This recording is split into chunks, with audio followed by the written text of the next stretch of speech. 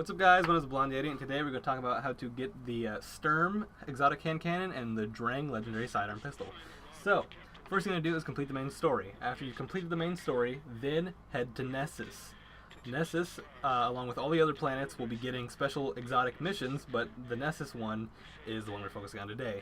So, if you head to Nessus, you will get a mission from Failsafe to check out whether or not her captain and crew are still alive. You find out, sadly, none of them are alive anymore. One Harpy, however, did take a liking to one of them, and I'm not sure whether or not he is in the Harpy, or the Harpy just replicated him.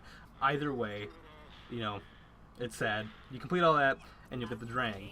Then, after you've gotten the Drang, you will then proceed to the steps that it gives you, and you will then have to decrypt 5 legendary engrams, an exotic engram, and use Drang to defeat fallen enemies, 10 fallen enemies. So, you do all these steps, you know, you grind to get an exotic engram, because if you're like me and you didn't know beforehand, you had to grind to get one, and I got really lucky and got one in like an hour, but I mean, I know it could take you days if you're really unlucky, which is terrible, but, you know, that's life.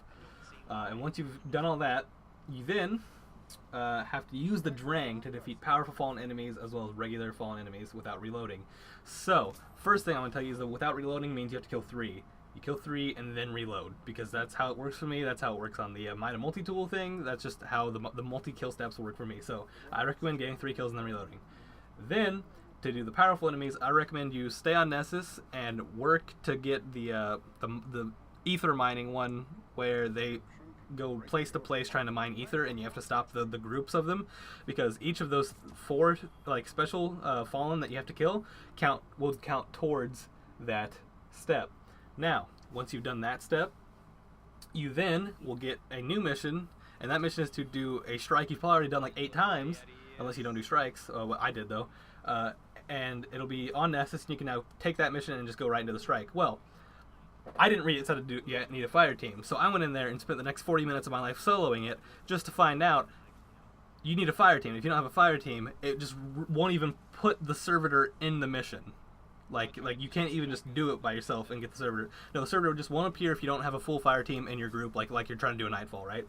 So I got my fire team together, and we went in, and the servitor is right before the boss fight. He's like, you go in there, and Cade's asking you for souvenirs, and you go in, and there's a bunch of dregs. There's a bunch of dregs, and you start jumping up those platforms, and the servitor will be there. You kill him, and now you have credit, and you can just, if you wanted to, you can just leave right away, but I mean, you're at the boss fight, finish the strike, go in, get your Sturm.